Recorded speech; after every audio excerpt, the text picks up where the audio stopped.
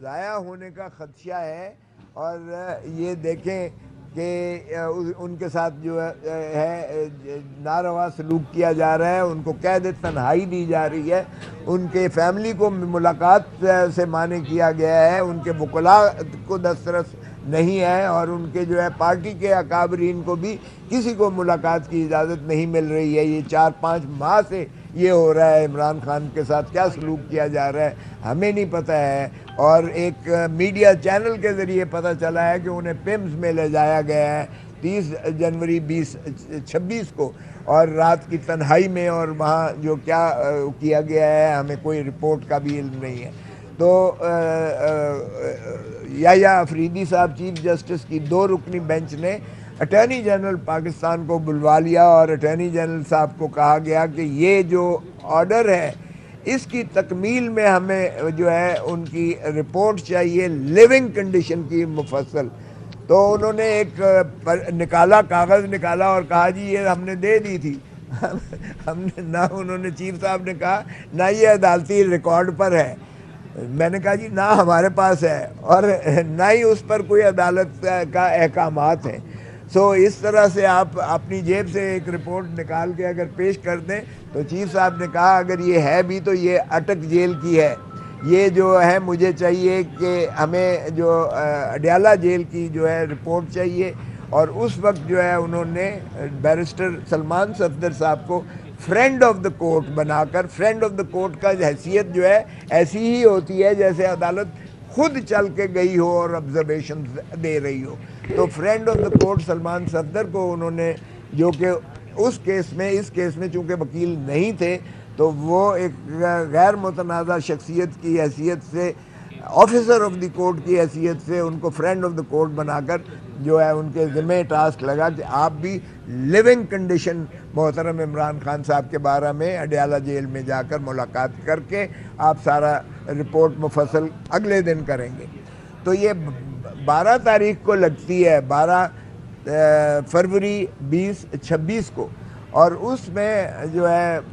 مجھے کہنے لگے کہ آپ کی پٹیشنز تو جو ہے یہ انفرکٹوس نہیں ہو گئی ہیں. تو میں نے کہا جی بالکل نہیں ہوئی ہیں. آپ دیکھیں کہ یہ جو ہے ٹرائل کورٹ کرتی کیا رہی ہے. اس میں نہ تو عمران خان کو صفائی کا موقع دیا گیا, ان کی جو صفائی کی درخواست تھی, گواہاں کی درخواست, اس کو مسترد کر دیا گیا.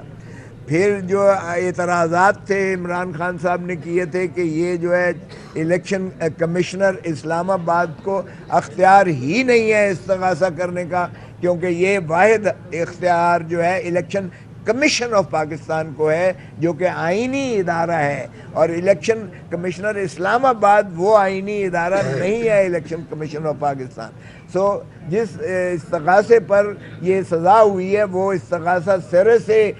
وہ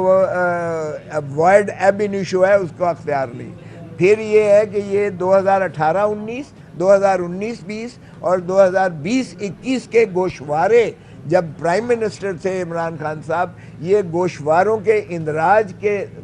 متعلقہ ہے, جس میں اعتراض یہ کیا گیا ہے کہ توشہ خانہ کے تحائف جو تھے اس کی خرید و فروخت جو ہے وہ عمران خان نے اس میں مندرج نہیں کی ہے. اور اس میں لکھا ہوا ہے کہ 120 دنوں کے اندر اگر کوئی اعتراض کرنا چاہے, اور وہ آفیشلی نوٹیفیکیشن کے ذریعے پبلش کیا جاتے ہیں گوشوارے, تو میں خود ایم این اے کی حیثیت سے ہر سال دیتا ہوں, تو یہ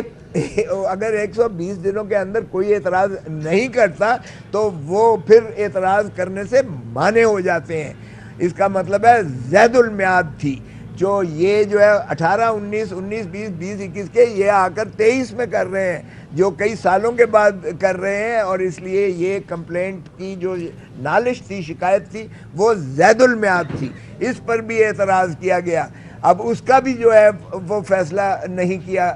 جو ہم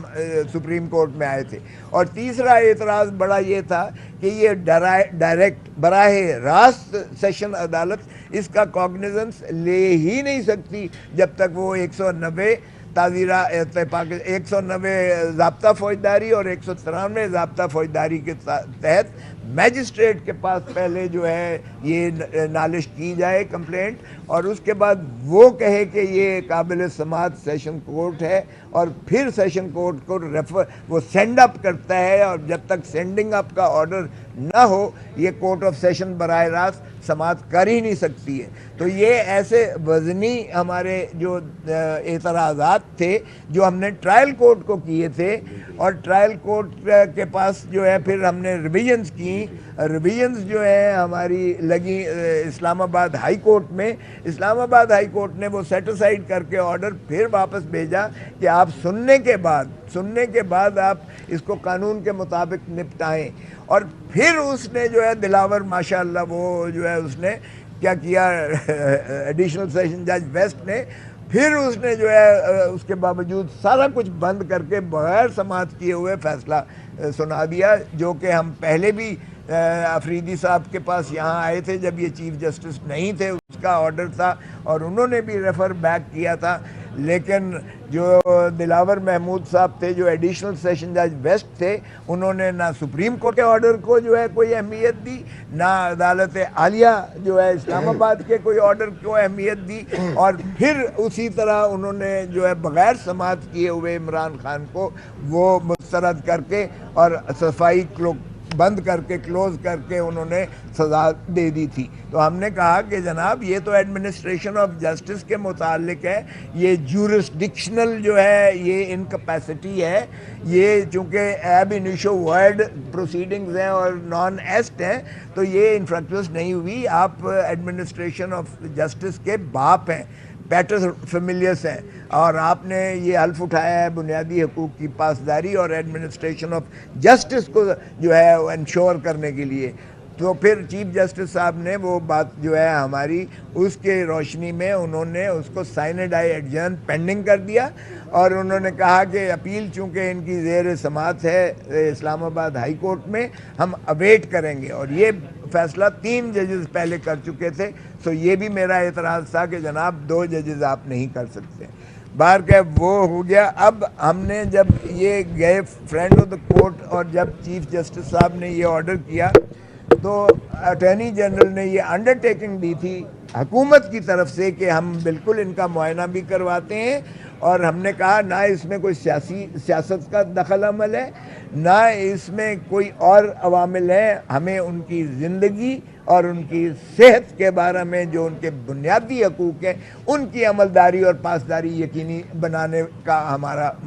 جو ہے وہ نالش ہے۔ سو پھر چیف جسٹس صاحب نے جب کیا تو دوبارہ انہوں نے پھر جو جیل میں پہلے معائنہ کروایا اپنے من پسند ڈاکٹرز کے ذریعے، اور اسی طرح جب پیمز میں انہوں نے پھر دوبارہ کروایا تو لے گئے تو بھی اپنے من پسند ڈاکٹرز کے ذریعے کیا گیا۔ تو میں نے پھر ہم نے درخواست دی چیف جسٹس صاحب کو کہ یہ آپ کے آرڈر اور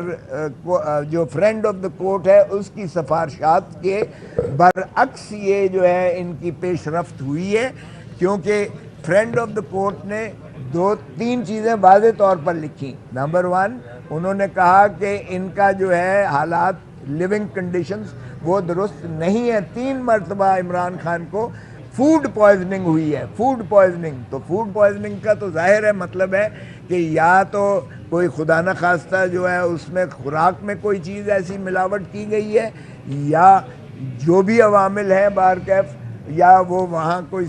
صفائی ستھرائی ایسی نہیں ہے، باسی چیزیں ان کو دی جاتی ہیں، یا جو بھی ہے۔ ہم نے تو ظاہر ہے کہ یہ اسپیل آؤٹ نہیں کرنے تھے، یہ تو معالج ہی کا کام ہوتا ہے، ڈاکٹرز کا کام اس کا احاطہ کرنا ہوتا ہے۔ لیکن ایک بات دوسرا انہوں نے کہا کہ میرے دانتوں کا مسئلہ ہے، انہوں نے ابھی تک کوئی مجھے ڈینٹل جو ہے سرجن پرووائڈ نہیں کیا۔ تیسرا مسئلہ ان کی سب سے زیادہ سنگین ان کی داہنی آنکھ کا تھا، جو عمران خان صاحب نے اور فرینڈ آف دا کورٹ نے لکھا کہ اکتوبر سے ان کی آنکھ کی بینائی مدھم پڑتی جا رہی تھی، داہنی آنکھ کی، اور جب بالکل بلاک ہو گیا تو جو ہے سپرنٹینڈنٹ جیل کو ہوش آیا، وگرنہ اس کی جو ہے کانوں پر جوں تک نہیں رینگی تھی بار بار کہتے کہتے بھی. پھر 30 جنوری 2026 کو آ کر پیمز میں ایک پروسیجر کیا گیا, وہ بھی رات کی تاریکی میں اور بنا بتائے کسی فیملی ممبر کو یا بنا اطلاع دیے وکیل کو وہ لے کر گئے, اور وہ بھی اس طرح ہوا کہ لیک ہو گیا, آپ کی جانب سے خبر چل گئی بگرنا, اور 5 دنوں کے بعد ان کو 5 دن لگے یہ تسلیم کرتے ہوئے کہ ہاں جی ان کو پیمز لے جایا گیا تھا, اور ان کا 20 منٹ کا پروسیجر ہوا. جب ہم نے پتہ کروایا تو پیمز میں کوئی ریٹنا اسپیشلسٹ ہے ہی نہیں, سرے سے ڈاکٹر ہی نہیں ہے, اور انہوں نے بتایا ان کے جو معالج ہیں کہ یہ تو 2.5 گھنٹے کا پروسیجر ہوتا ہے, اور ریٹنا اسپیشلسٹ یا شفا میں ہے, شفا انٹرنیشنل جو کہ ہے ہی آنکھوں کا ہسپتال اسلام آباد میں ہے, یا حمید لطیف لاہور سے ہے اس کا ایک اسپیشلسٹ تھا, یا ہم نے کہا کہ ہمارے معالج جو ہیں یہ ڈاکٹر فیصل ہے اور ڈاکٹر عاصم یوسف ہے, ان کو جو ہے ایسوسیٹ کیا جائے. تو یہ باتیں فرینڈ آف دا کورٹ نے لکھی, اور چونکہ اس پر کمپلائنس نہ ہوئی تو ہم نے یہ درخواست دی, پرسوں دی تھی, اور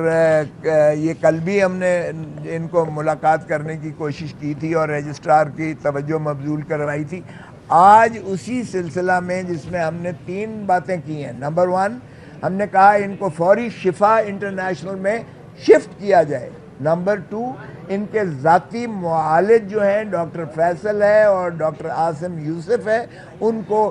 منسلک کیا جائے, ایسوسیٹ کیا جائے, جو بھی ان کی میڈیکل ٹریٹمنٹ ہو, جو بھی پروسیجر ہو وہ اس میں شامل کیے جائیں. اور تیسرا کہ ان کی فیملی کو, ان کی ہمشیرگان میں سے یا جو بھی فیملی کے میسر ہے, ان کی چوائس ہے ظاہر ہے, ان کو بھی اس میں ایسوسیٹ کیا جائے. اور چوتھی بات یہ تھی کہ وکلاء جو ہیں ہمیں بھی ایکسیس دی جائے تاکہ ہم, ایک تو AOR فوت ہو گیا ہے, ہم ان کا وکالت نامہ لیں, اور دوسرا یہ ہے کہ ان کی رپورٹس جو ہے وکلاء کو فراہم کی جائیں تاکہ ان کی روشنی میں ہم جو ہے باقی معاملات کو ہم اس کو آگے پیش رفت کر سکیں. سو اس لیے جب ہم نے یہ نالش اس درخواست میں کی تھی تو آج اس کی پیروی کے لیے ہم کل بھی آئے تھے, آپ کے سامنے ہے, آج پھر ہم آئے تو چیف جسٹس صاحب کی عدالت میں ہم نے پیش ہو کر چیف جسٹس صاحب 2 رکنی بینچ میں تھے, جب ان کے مقدمات باقی انہوں نے نپٹا لیے تو انہوں نے مجھے کہا کہ ہاں جی آپ کیسے آئے ہیں, تو میں نے عرض کیا کہ ہم نے آپ درخواست دی ہوئی ہے آپ کو, یہ نہ کوئی ایسا سیاسی مسئلہ ہے, یہ انسانی ہمدردی کا مسئلہ کے علاوہ یہ بنیادی حقوق سے منسلک ہے, اور یہ آپ ہی کی جو کاوش ہے کہ آپ نے ان کا معائنہ کروایا ہے, اس کی تکمیل ہم چاہتے ہیں کہ آپ کا آرڈر اور فرینڈ آف دا کورٹ کی جو سفارشات ہیں اس کی روشنی میں ان کی جو ہے میڈیکل ٹریٹمنٹ کو یقینی بنایا جائے, کیونکہ فرینڈ آف دا کورٹ جو ہے وہ کوئی پارٹیزن نہیں ہوتا ہے کسی فریق کا, بلکہ وہ عدالت کی ہی ایک قسم کا متصور ہوتا ہے کہ عدالت کی اپنی یہ آبزرویشنز اور ان کی یہ فائنڈنگز اور ان کی ریکمنڈیشنز ہیں. تو آج چیف جسٹس صاحب نے کہا کہ یہ جو ہے میں نے کوئی آرڈر کیا ہے آپ کی درخواست پر, آپ ذرا رجسٹرار صاحب سے پتہ کر لیں. ہم نے کہا جی وہ تو خیر رجسٹرار صاحب نے تو ہمیں یہ کہا تھا کہ آپ جو ہے یہ جو 12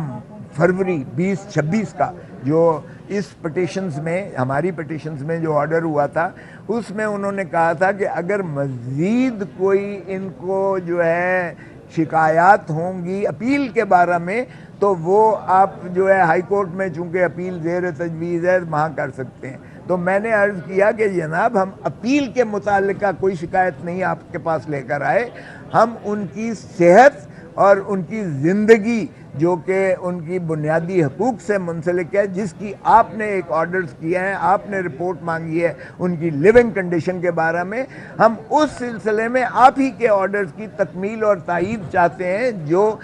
24 فروری 2023 سے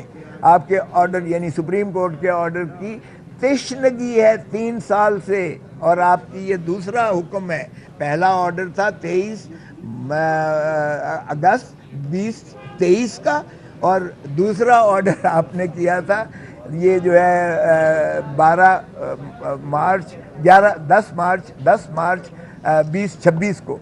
فروری 2026 کو 10 اور 11 فروری 2026 کو، اور 12 کو آپ نے یہ جو ہے آرڈر کیا تھا، لیکن ہماری اس لیے تشفی نہیں ہو پا رہی ہے کیونکہ پھر دوبارہ جو لے کر گئے ہیں انہوں نے من پسند اپنے ڈاکٹر سے معائنہ کروایا ہے اور انہوں نے فیملی کو ملنے نہیں دیا ہے. انہوں نے ان کے ذاتی معالج ڈاکٹر فیصل اور ڈاکٹر عاصم یوسف کو ایسوسیٹ نہیں کیا، منسلک نہیں کیا ہے، نہ ہی انہوں نے کسی وکلاء کو جو ہے ایکسیس ہے، اور قید تنہائی جو ہے بدستور جاری و ساری ہے. ہمیں ان کی نہ صرف صحت کے بارے میں متفکر ہیں بلکہ ساری قوم جو ہے وہ ایک ہیجانی کیفیت میں مبتلا ہے کہ کون سی ایسی چیز ہے جس کا اخفاء کرنا ان پر جو ہے حکومت کر رہی ہے، کون سی ایسی چیز ہے جو چھپائی جا رہی ہے کہ ان کو ایسوسیٹ نہیں کیا جا رہا ہے. اور ہم ہر قسم کی یہ انڈرٹیکنگ دینے کو تیار تھے کہ انہیں شفا انٹرنیشنل میں فوری شفٹ کیا جائے، یہ ہماری ریکویسٹ تھی. نمبر 2 ان کے ذاتی معالج کو ایسوسیٹ کیا جائے. نمبر 3 ان کی فیملی کو جو ہے وہ ایکسیس ہونی چاہیے. اور نمبر 4 وکلاء کو بھی جو ہے وکالت نامہ لینے کے لیے اور صدقہ نقول جو ہے ان رپورٹوں کی دلائی جائیں، اور لیٹسٹ انسٹرکشنز بھی وکیل کو لینا، وہ بھی سائل کے ساتھ ایکسیس ہونا، یہ بنیادی حقوق میں سے میسر آتا ہے. سو آج جب ہم نے جا کے رجسٹرار کو ملے تو رجسٹرار صاحب نے یہ ہمیں دے دیا اور ہماری یہ ریٹرن کر دی ہماری یہ پٹیشن ان 2 اعتراضات کے ساتھ. اور ایک اعتراض یہ ہے کہ وہ 12 فروری 2026 کا جو حکم تھا مین پٹیشن پر، اس میں آخری پیرے میں جو ہے چیف جسٹس کی سربراہی کی بینچ نے یہ لکھ دیا کہ اگر کوئی اور ان کا مسئلہ ہو تو یہ ہائی کورٹ سے رجوع کر سکتے ہیں. اگرچہ ہم نے یہ کوشش کی کہ جناب ہم اپیل کے بارے میں کوئی ہماری نالش نہیں ہے، ہمارا تو جو شکایت یا جو ہے آپ کے اس حکم کے، آپ کے فرینڈ آف دی کورٹ کی ریکمنڈیشنز پر عمل نہیں کیا گیا ہے، تو ظاہر ہے کہ ہم آپ کی حکم کی تکمیل میں ہائی کورٹ میں کیوں کر جا سکتے ہیں، آپ ہی کے پاس ہم نے نالش لے کر آئے ہیں. بہرکیف انہوں نے ایک یہ اعتراض کر دیا اور دوسرا انہوں نے یہ اعتراض کیا کہ یہ AOR کے ذریعے جو ہے نہیں کی گئی ہے، یہ Latif Khosa senior advocate supreme court نے کی ہے. یہ آرڈر اور رول کا حوالہ دے کے کہا کہ یہ AOR کے ذریعے ہو. اور ہم نے بتا چکے ہیں کہ AOR فوت ہو چکے ہیں، ہمیں نیا